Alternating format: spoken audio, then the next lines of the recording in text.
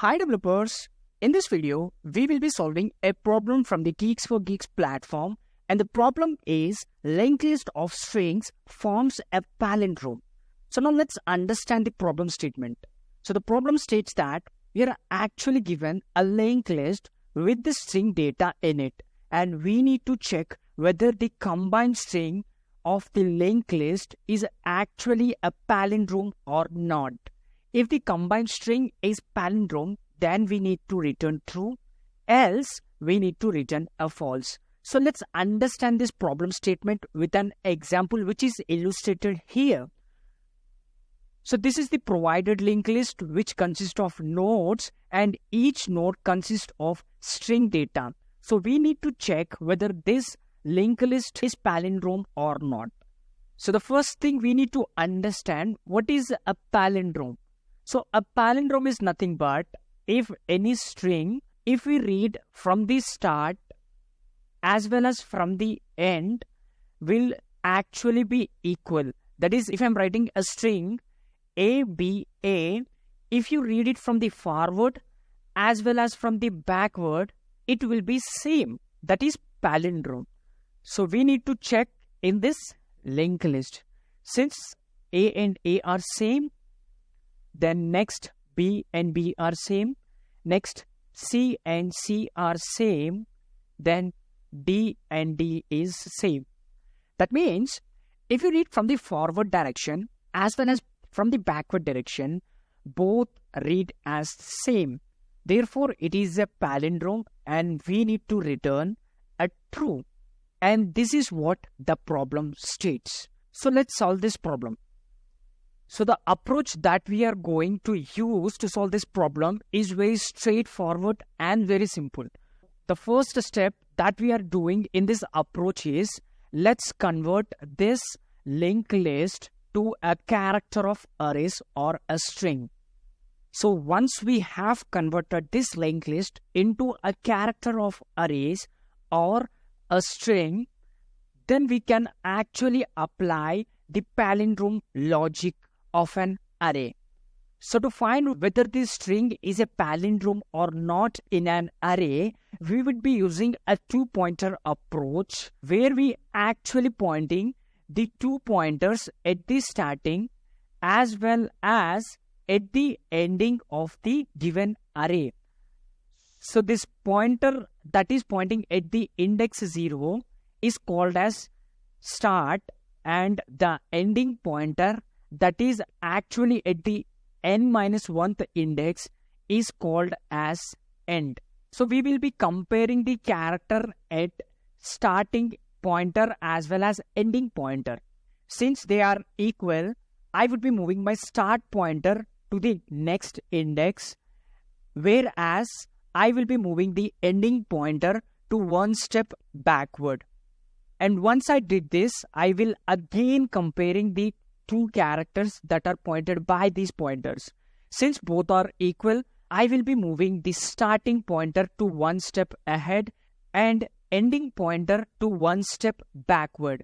Since both the characters that are pointed by our pointers S and E are equal, we would be moving forward.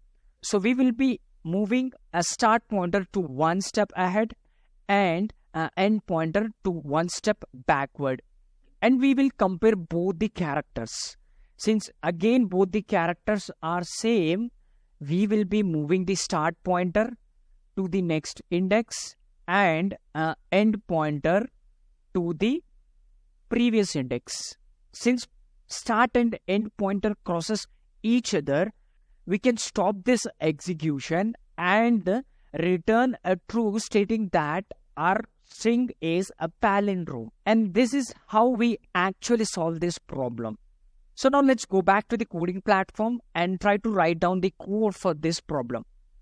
As you can see, we are actually provided a function with a Boolean return type. Means our function will return either a true or a false value.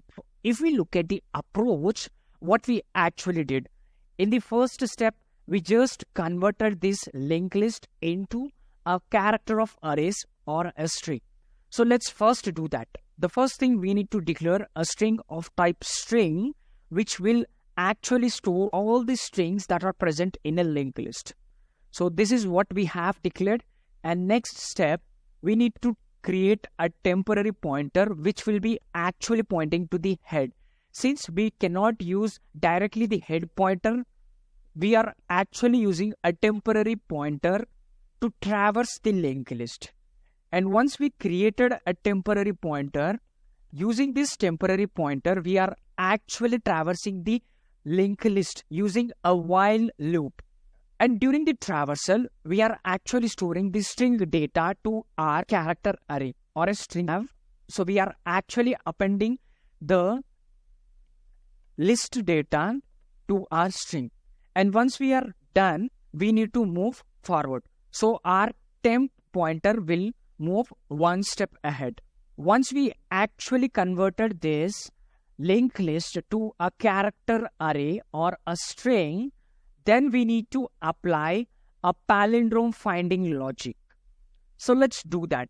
So to do that, we need two pointers, that is start and end, where the start will be pointing to the 0th index, whereas the end will pointing to the n-1 index, which indicates that this end will be pointing to the last element or a character of the given string.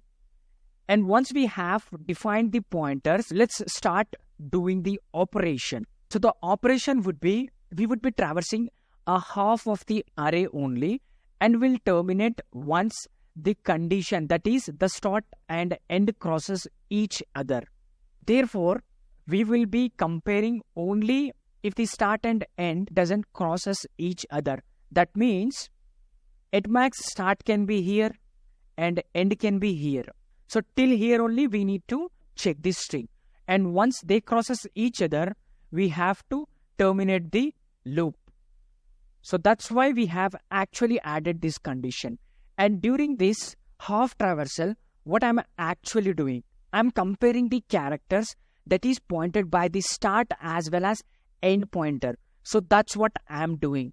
And once we found that they both are not equal, then we will directly returning a false, stating that they are not palindrome. Else, if they are equal, what we are actually doing is we are increasing the starting pointer by 1 and moving the end pointer to one step backward.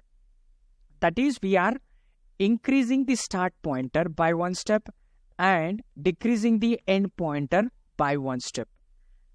And once we are actually done, and if all the characters present in the string is an array, then we can directly return a true. So this block of code, what it actually does is, if the string is not palindrome, it will return false. If the string is palindrome, then it will return a true. And this is how we actually solve this problem. Now let's compile and run it, and let's check whether our program is being accepted or not. As you can see, our program has been compiled successfully. So let's submit it out. So that's all for today, guys. Let's meet you in the next video. Till then, goodbye.